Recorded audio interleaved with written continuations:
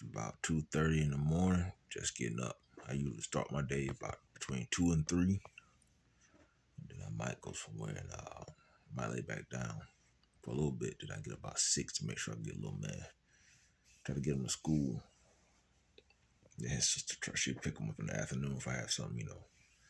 I try to have something planned, especially this year here. I'm trying to do something, trying to get more active. Do something mostly Mondays, Monday, Tuesdays, and Wednesdays.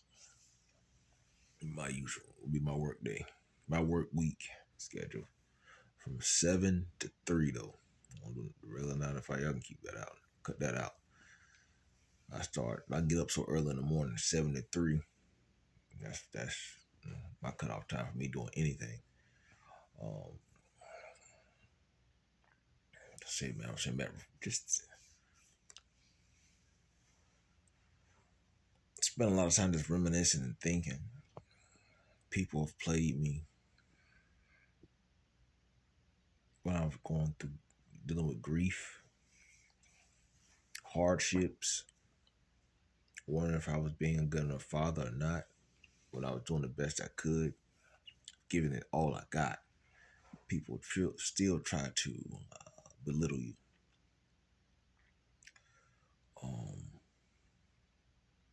Like I said, I gave up my resources I had and my savings, and I gave my time. I wanted to be there. Like I said, I tried to get married. That didn't last long. Like I said, back on that situation there, no hard feelings towards us, but I know it didn't seem genuine. It didn't, because I know how I met her. It didn't. It just didn't seem genuine. The moments, the circumstances, it seemed like there was a hidden agenda. Like I say, when we talked about it, she talked about some money and some other things. I got all them receipts. I know the cash points I went to on Pool Road, the credit union right there. Every time I pulled up, I'm an observer. I remember everybody's car that was in the parking lot every time I pulled up. Matter of fact, Michelle was in the truck with me in my Suburban at the time. So every time I pulled up to the credit union, I knew who was there. I'm an observer. I remember license plate tags. Even if they take them and switch them off and put them on the car. I remember numbers in my head. Like people's phone numbers. I'm that type of person. Everything is stored in my brain so they can't take it from me. Even the cars that they were taken or got missing from me. I put chips in everything. I'm not gonna tell people exactly where all the chips were in all the cars, but any car that I've ever had, I can go back and find it if I really want to, because I put chips on everything, and they will never find it. Matter of fact, some chips might be in some of the engines. Even if they change them, I trust me. I put chips in everything. Like people who do their dogs. Matter of fact, they put chips in humans. Been having chips in humans. I got a chip.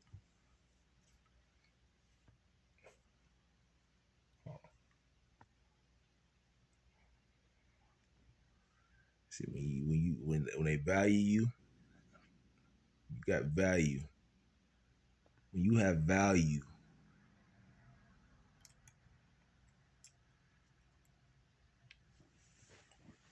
you get it. People put chips in you. I'm not gonna say who,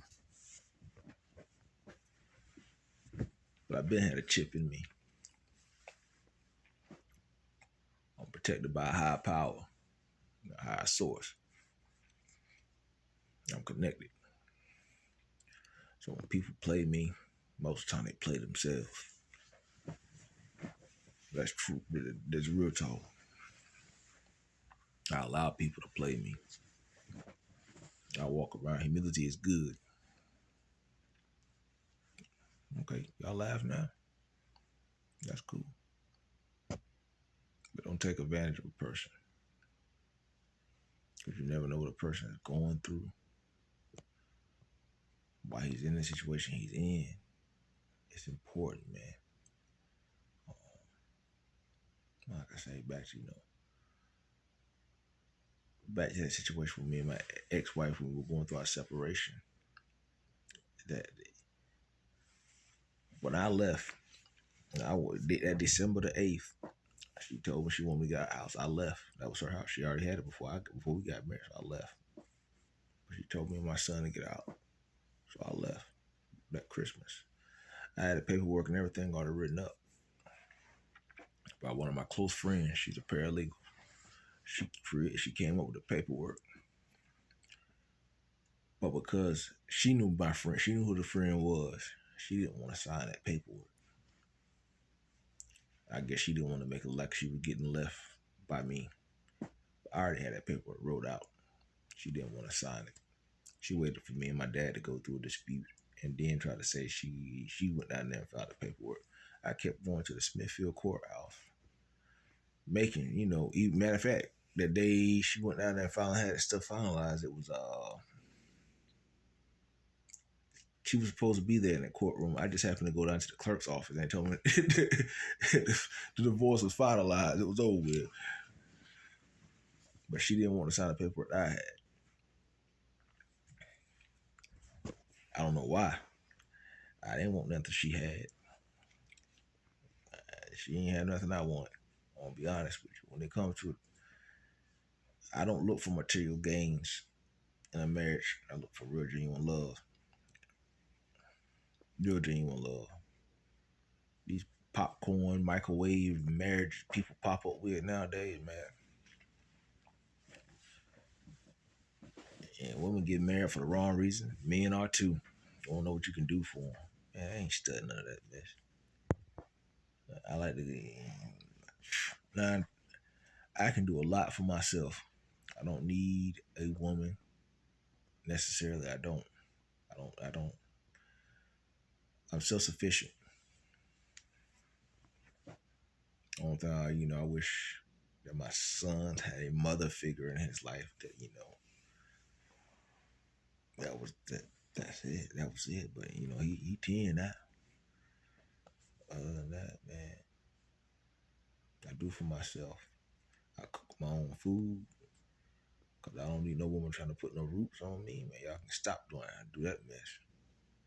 My uncles and them be doing that. Be eating everybody's food. You won't be eating everybody's cooking. No. Some of the older men, they always depend on the women to cook. I don't know. That's taught behavior too.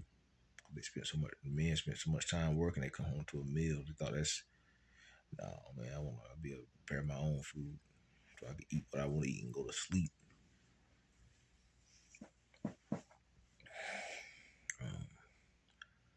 To all, just be encouraged, be alert, be aware, pay attention to your surroundings, man.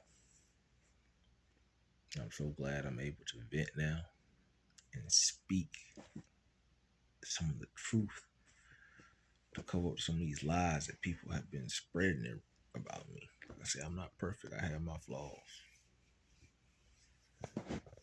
I have my flaws, and I take that, take that to the Lord.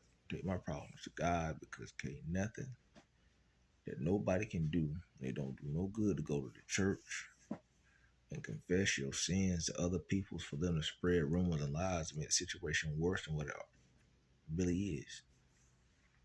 So I take mine to secret, to God in prayer. I suffer alone. Come in this world alone. And when it's time, you go out of this world alone. But you're not going to go out until God says it's time. And when God got his covering and protection, his angels of protection around you, you got to know them angels. You know the angels' names. You got to learn angels' names so you can call on God when he's out, when he's protecting his chosen ones. He sends his angels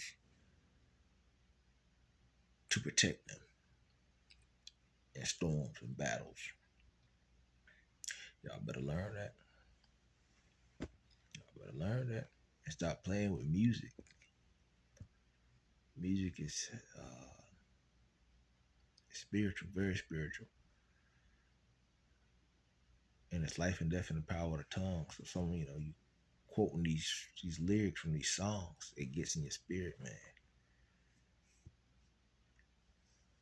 Satan was the angel of music. All the other angels, y'all gotta learn for yourself. For real. Be blessed. Feed your spirit, man.